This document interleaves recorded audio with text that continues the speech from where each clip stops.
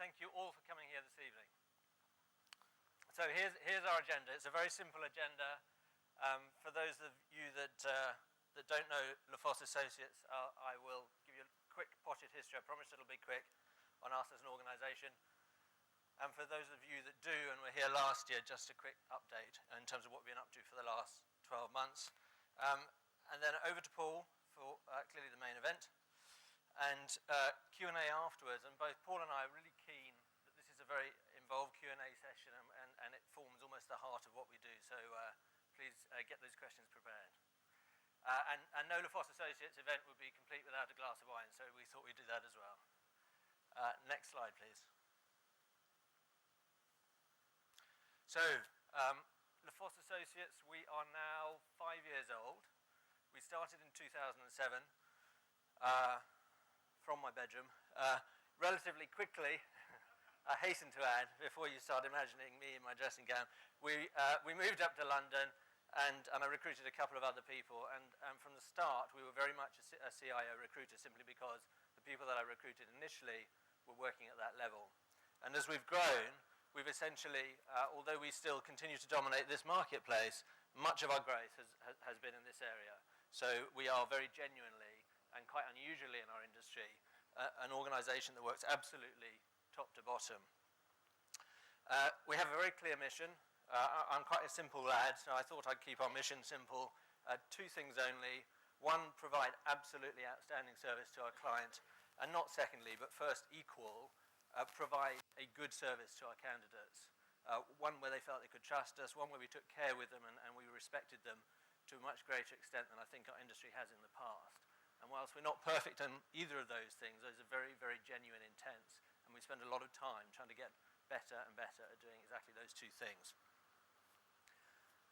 Again, right from the start, I felt that it was important that everybody bought into the values of the company and felt that they belonged to it in a greater sense than I'd seen in the past. And the simplest way to do that seemed to be to spread the equity very wide. And to this day, every single person in the organisation has...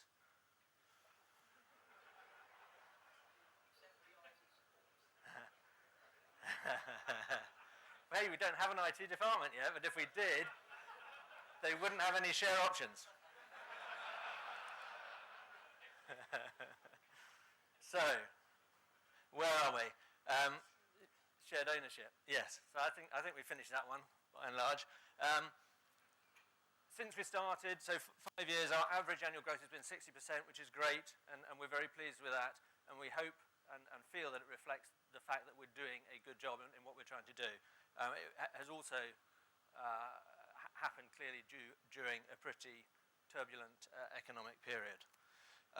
We have won a bunch of awards, and that's always nice, but the most important thing to us is not the awards, but it's simply that the clients we've taken on, we've stuck with, and we may have taken them on to put a contractor in, to put some management in, to put a CIO in, but typically we find ourselves working all the way through the organisation over time, and that's very rewarding to see. I think we can fairly describe Paul Coby, where is he, as one of the most successful and most admired CIOs of his generation. In terms of career success, Paul is best known for his achievements at BA, where for 10 years he played a central role in moving the company from an organisation that was really struggling to a thriving, vibrant, and highly innovative global airline. Under Paul's leadership, he built a technology team that effectively reinvented the travel industry. BA.com were the first in their industry to launch web calendar selling, the first to allow bookings to be changed online, the first to allow online check-in, and last year, the first to allow you to download your boarding pass onto your mobile phone, which I still quite haven't had the courage to do, but apparently you can. In addition, they were also the first to introduce the cross-selling of hotels and car hire, which effectively opened up a whole new revenue stream for the airline. And remember, all of this was achieved against the backdrop of supposedly more agile competitors such as EasyJet and Ryanair. You'd think this was achievement enough, but Paul still had one more trick up his sleeve. There was the small matter of BA needing to invest in all this change, but without the cash to pay for it. So So all of this was achieved with a technology budget that needed to reduce substantially year on year.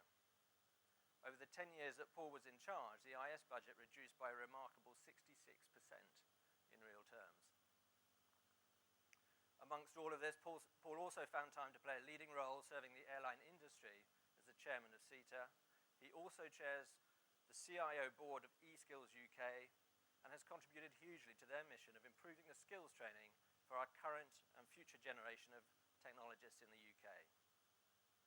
And of course, he's also a successful author, having published a book entitled 50 Things I Wish I'd Known Before I Became a CIO, some of which I'm sure we'll be hearing about this evening. And that's not all. In the oodles of spare time that Paul so obviously has, he pursues his passion for Roman history and pre-1914 German railways, I hear. I kid you not. To come across, on a more serious note, to come across someone that's achieved as much as Paul whilst giving so freely of his time is a rare thing indeed. And it's the mark of the man that he's agreed to come and speak to us all this evening when he's just a couple of weeks into an extraordinarily demanding job as the new IT director at John Lewis. Without further ado, I would like to extend a very warm welcome to Paul Coby.